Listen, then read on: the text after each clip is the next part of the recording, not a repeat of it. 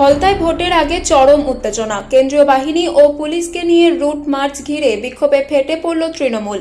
প্রার্থী জাহাঙ্গীর খানের অভিযোগ, ভোটারদের ভয় দেখাতে পরিকল্পিতভাবে চাপ সৃষ্টি করছে প্রশাসন।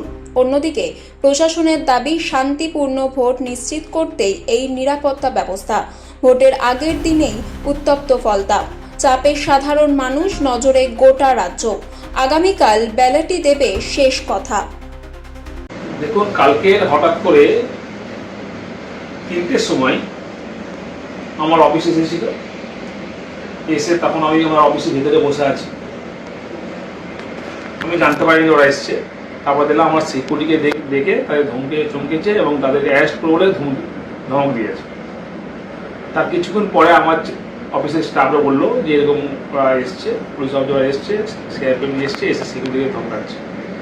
তারপর আমি বাইরে বেরিয়ে ওদেরকে চাপ সৃষ্টি করলাম, আমার সিকিউরিটিকে, যে তোমরা এসপির অর্ডারটা বন্ধটা দেবে, আমার কাছে আছো, আমার কথাটা শুনবে।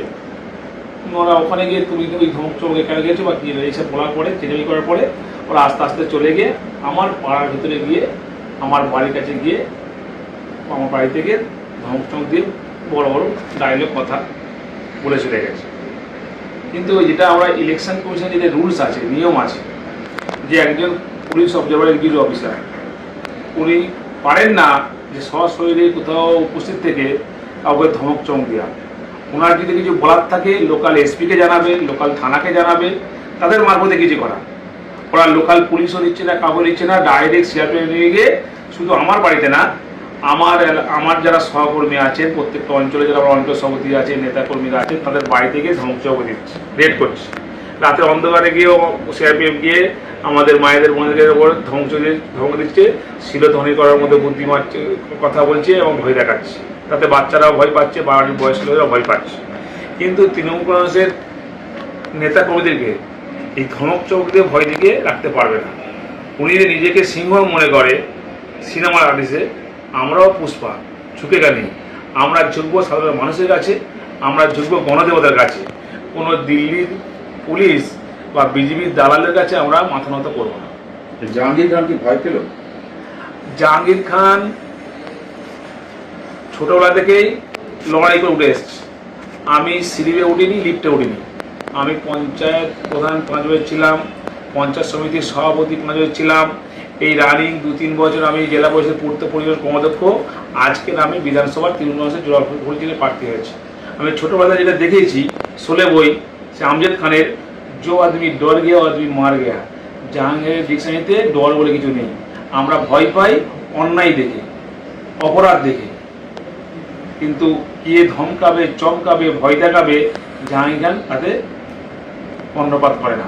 জাহাঙ্গীর যা পরিস্থিতি, কোনোভাবে যদি কালকে আপনাকে গৃহবন্দী করার চেষ্টা করা হয় তাহলে কি করবে? আমাকে গৃহবন্দী করুক, কারণ আমি যতবার ইলেকশন হয় আমি আমার রুমের ভেতর থেকে কন্ট্রোল রুম খুলে ফোনে আমি সবাই যোগাযোগ রাখি, কোথায় কি পোল হচ্ছে না হচ্ছে, ভোট হচ্ছে করে। আমাকে গৃহবন্দী কেন, আমাকে যাই করুক, ফলতার মানুষ আমার সঙ্গে আছে, ফলতার মানুষ তৃণমূল কংগ্রেসের সঙ্গে আছে, ফলতার মানুষ জোড়াফুল চিহ্নের সঙ্গে আছে।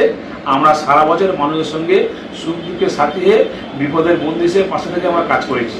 তাই ফলতার গণদেবতা, ফলতার সাধারণ মানুষ যখন আমার সঙ্গে আছে, সেখানে ইলেকশন কমিশনার বা দিল্লির পুলিশ বা বিজেপির দালালরা কী করবে সেটা আমার যায় আসে না।